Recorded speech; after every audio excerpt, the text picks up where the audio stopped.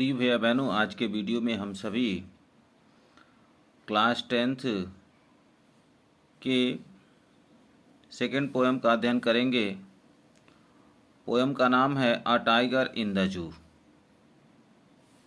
A tiger in the zoo.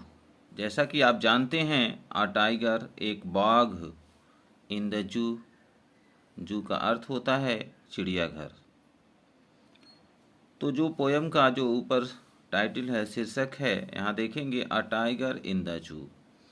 इसका पूरा अर्थ होगा चिड़ियाघर में एक बाघ। और इस पोएम को लिखा गया है लेस्ली नॉरिस के द्वारा। जो है यह पोएम लिखा गया है a tiger in the zoo. तो आइए हम टेक्स्ट का अध्ययन करते हैं। जो स्टेंजा है, स्टेंजा का अध्ययन करते हैं। तो जो हमारा टेक्स्ट है यहाँ देखेंगे,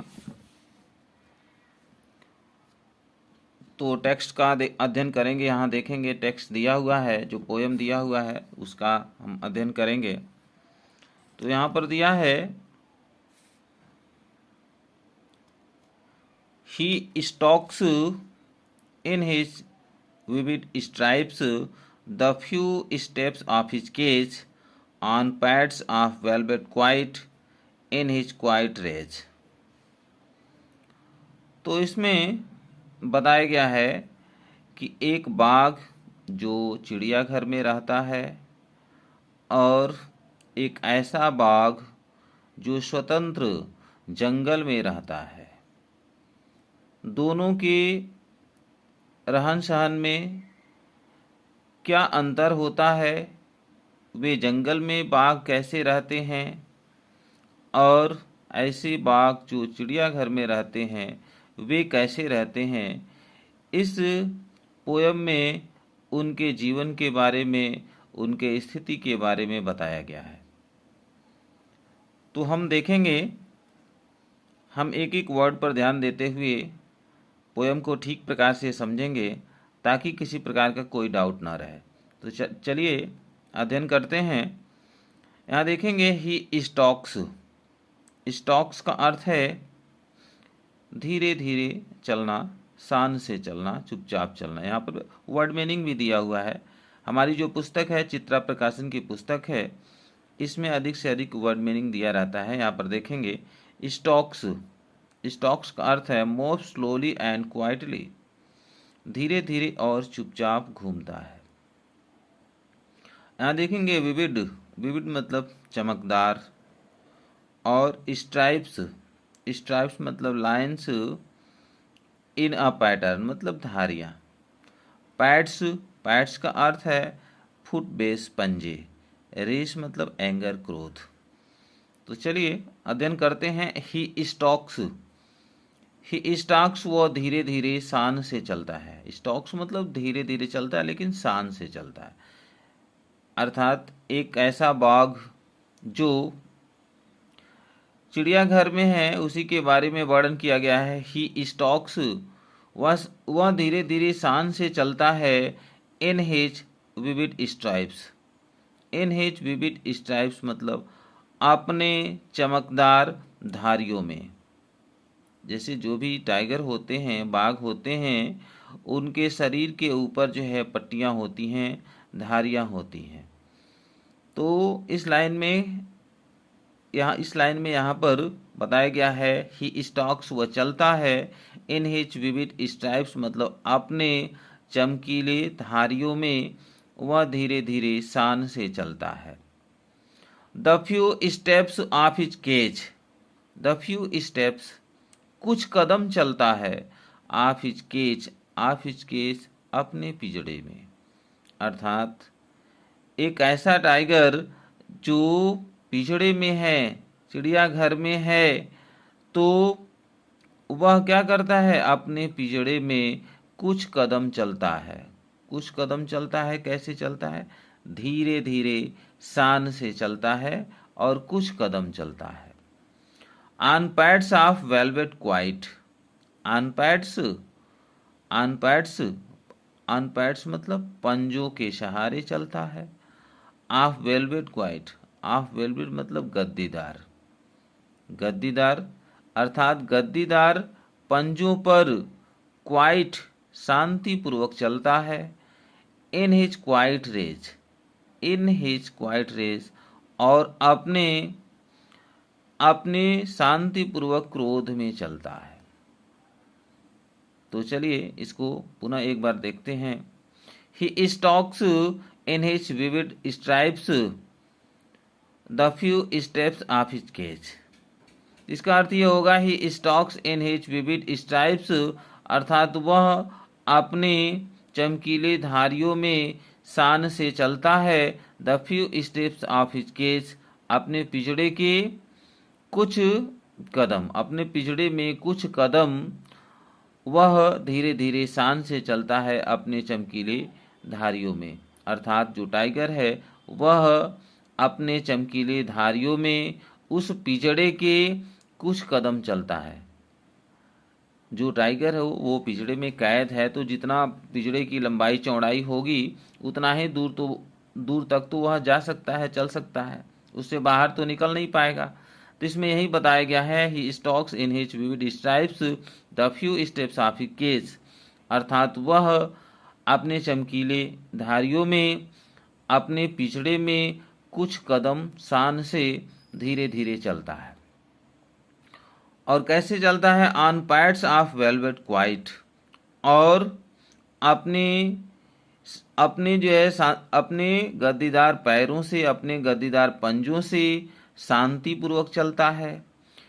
इन हिज क्वाइट रेज, और वह अपने शांत क्रोध में चलता है, अपने शांत क्रोध में चलता है, अर्थात उस पिछड़े में बंद है तो वह अपने क्रोध को दिखा भी नहीं सकता और वह अपने शांत क्रोध में चलता है। चलिए आगे देखते हैं, देखेंगे दूसरा स्टेंजा देखेंगे। दूसरे स्टेंजा में देखेंगे, यहाँ पर दिया है he should be lurking in shadow sliding through long grass near the water hole where plump deer pass. तो इसमें क्या बताया गया है समझेंगे। इसका तो सबसे पहले आप वर्ड मीनिंग देख लीजिए। जो यहाँ पर वर्ड मीनिंग दिया हुआ है, लर्किंग, लर्किंग का है लाइंग हिडन इन वेट, अर्थात घात लगाए हुए। शैडो मीन्स, शैडो का मतलब होता है, shadow means shade of an object, परछाई या छाया। प्लम्प, प्लम्प का यह होता है स्लाइटली फैट, मांसल, गदराया हुआ, अर्थात अत्यधिक मोटा। आप यहाँ समझेंगे। अब इसका जो है इस स्टेंजा का अर्थ समझेंगे।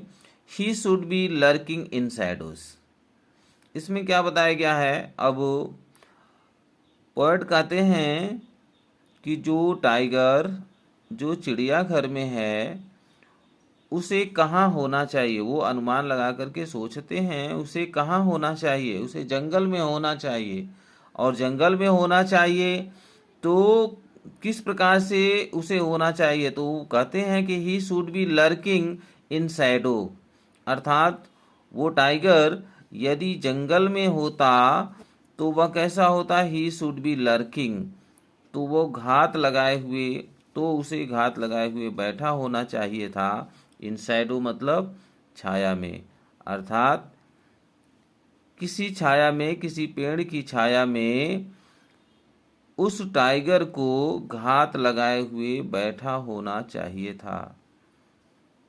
स्लाइडिंग थ्रू लॉन्ग ग्रास, यदि वो टाइगर जंगल में होता तो उसे पेड़ की छाया में बैठे, घात लगाए हुए बैठा होना चाहिए।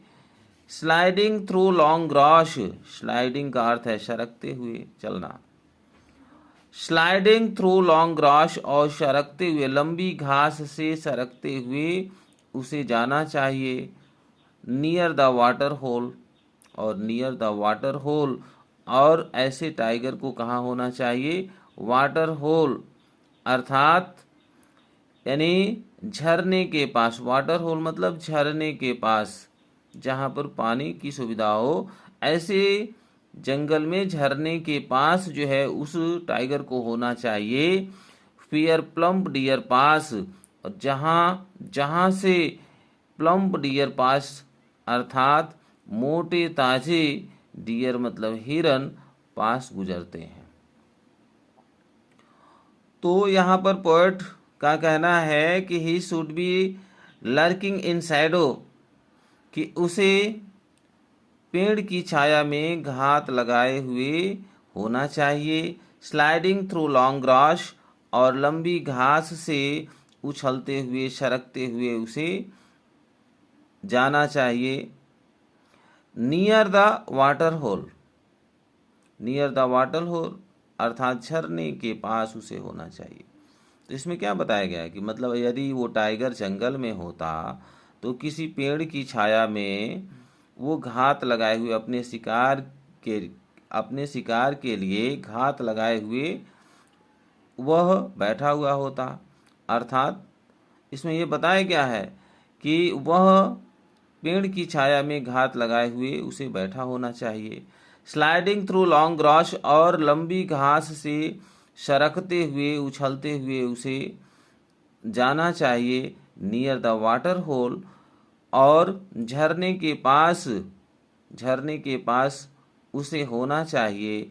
फियर प्लम्प डियर पास, जहाँ से मोटे ताजे हिरन जो है गुजरते हैं, जहाँ से मोटे ताजे हिरन गुजरते हैं वहीं पर उसे घात लगाए हुए होना चाहिए। और मोटे ताजे हिरन जो है कहाँ से गुजरते हैं, मतलब झरने के पास से मोटे ताजे हिरन जो है गुजरते हैं, वहीं पर जो है टाइगर को घात लगाए हुए किसी पेड़ की छाया में बैठे होना चाहिए और लंबी लंबी घासों के ऊपर से सरकते हुए हिरन को पकड़ने के लिए उसे प्रयास करना चाहिए।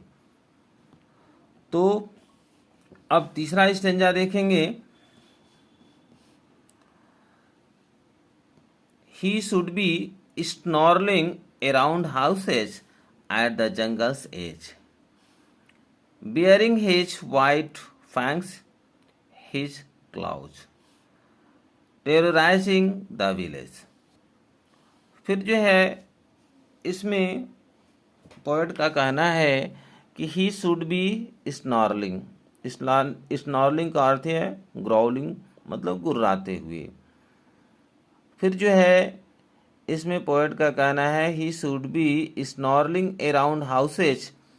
उस टाइगर को कहाँ होना चाहिए, यानी घरों के आसपास। अराउंड हाउसेज मतलब उस टाइगर को घरों के आसपास गुर्राते हुए होना चाहिए। At the jungle's edge, at the jungle's edge मतलब जंगल के किनारे पर, अर्थात जंगल के किसी एक छोर पर आसपास बने हुए घर के चारों तरफ गुर्राते हुए होना चाहिए। जैसे क्या होता है, जैसे जंगल के आसपास कुछ गांव होते हैं और जंगल के बिल्कुल सटे हुए कुछ घर भी होते हैं। तो जंगली जानवर क्या करते हैं, उस गांव में आसपास के जो घर होते हैं वहाँ भी जंगली जानवर पहुँच जाते हैं। तो इसमें बताया गया है he should be snarling around houses at the jungle's edge, अर्थात जंगल के किनारे पर बने हुए घरों के आसपास उसे गुर्राते हुए होना चाहिए। अर्थात जो भी घर बने हुए होंगे ऐसे घरों के आसपास जो है उसे गुर्राते हुए होना चाहिए। बियरिंग हिज वाइट फैंग्स, तो अब यहाँ पर बताया गया है कि bearing his white fangs, fangs मतलब क्या होता है, फैंग्स का अर्थ यहाँ पर वर्ड मीनिंग दिया है। फैंग्स का अर्थ है लॉन्ग शार्प टीथ, लंबे नुकीले दांत। अर्थात बियरिंग, बियरिंग मतलब होता है दिखाना। तो इसका अर्थ है कि बियरिंग हिज वाइट फैंग्स, इसका अर्थ यह है कि आपने सफ़ेद नुकीले दांतों को दिखाते हुए। हिज क्लॉज, हिज क्लॉज मतलब पंजे, अपने पंजों को और अपने सफ़ेद नुकीले दांतों को दिखाते हुए, टेरराइजिंग द विलेज, और गांव को भयभीत करते हुए, और गांव को भयभीत करते हुए।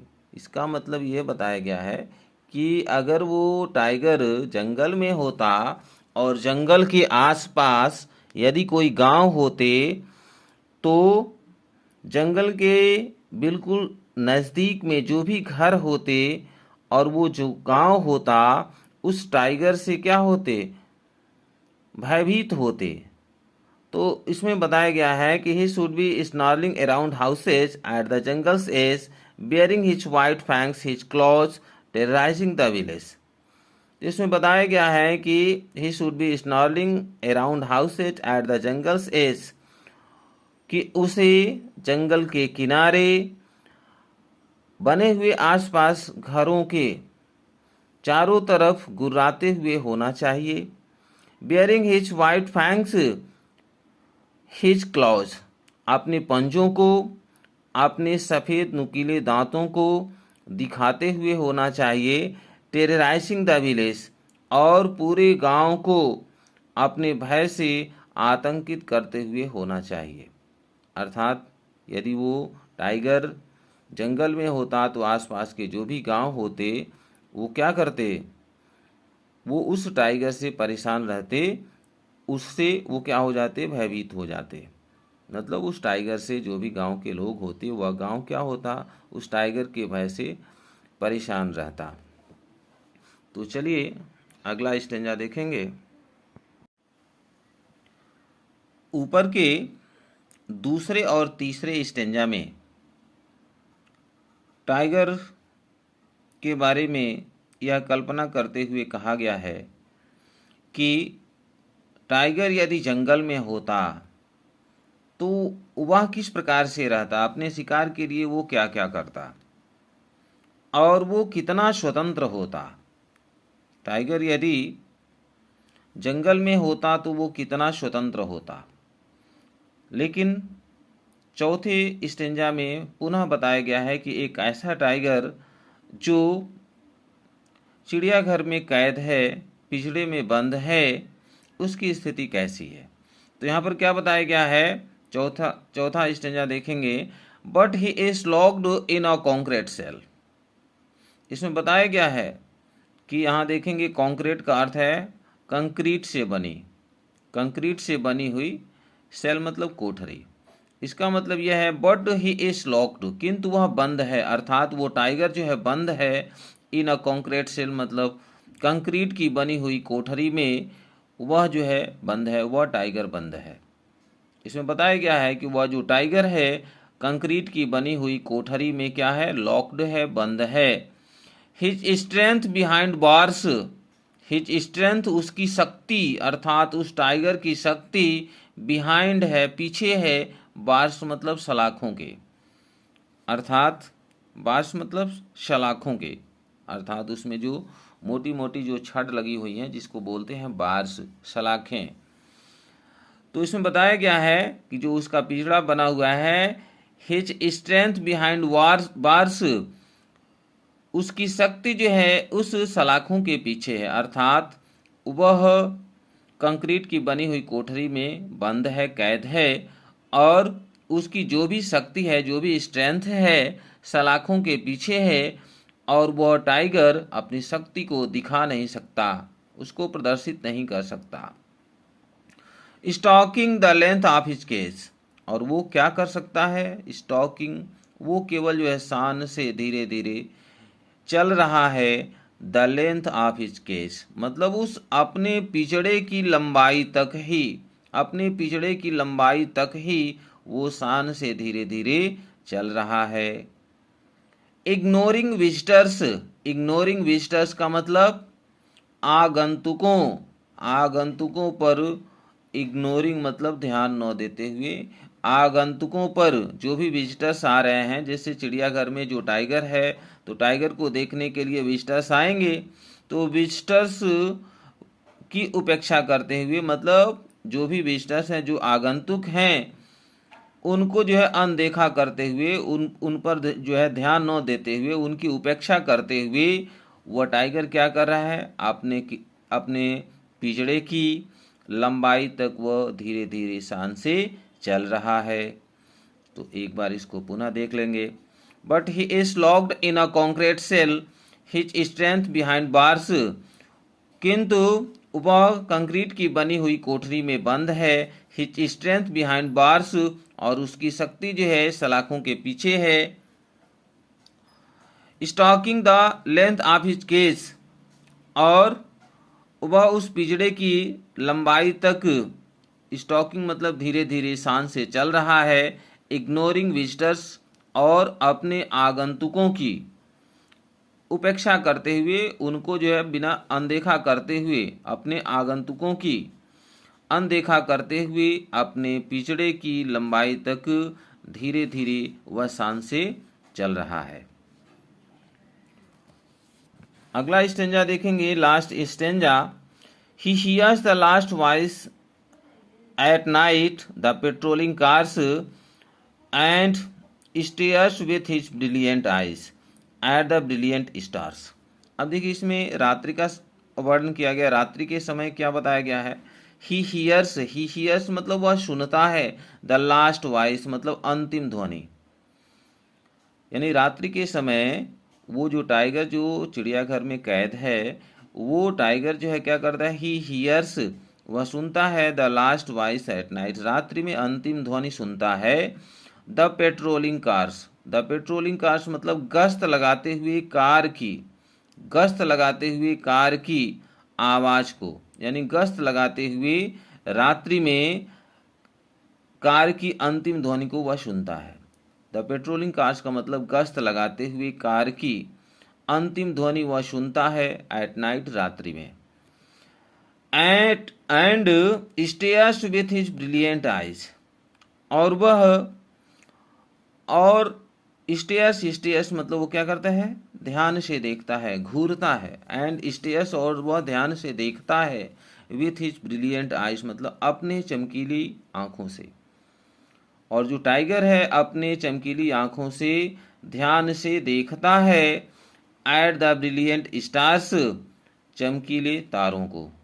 अर्थात जो टाइगर है वह चमकीले तारों को अपने चमकीली आंखों से ध्यान से वह देखता है। अर्थात वह रात्रि के समय में वह कुछ नहीं कर पाता है, वह विवश रहता है। इसमें यह बताया गया, इस स्टेंजा में यही बताया गया है कि जो टाइगर है वो रात्रि के समय जो है किस प्रकार से उदास रहता है और वह अपने शक्ति को नहीं दर्शाता है। He hears the last voice at night, वह जो है रात्रि में अपने अंतिम ध्वनि को सुनता है। द पेट्रोलिंग कार्स अर्थात गश्त लगाते हुए कार की अंतिम ध्वनि को रात्रि में सुनता है। And stairs with his brilliant eyes, अपने चमकीली आंखों से वह ध्यान से देखता है। किसको देखता है, एट द ब्रिलियंट स्टार्स, तो वह किसको देखता है, चमकीले तारों को देखता है। तो प्रिय भाई बहनों, यह a tiger in the zoo, यह जो पोयम है ये 5वें स्टेंजा तक पढ़ाया गया। आशा है कि आप समझ गए होंगे। अच्छा लगे तो यह वीडियो लाइक करें, शेयर करें और सब्सक्राइब करें। धन्यवाद।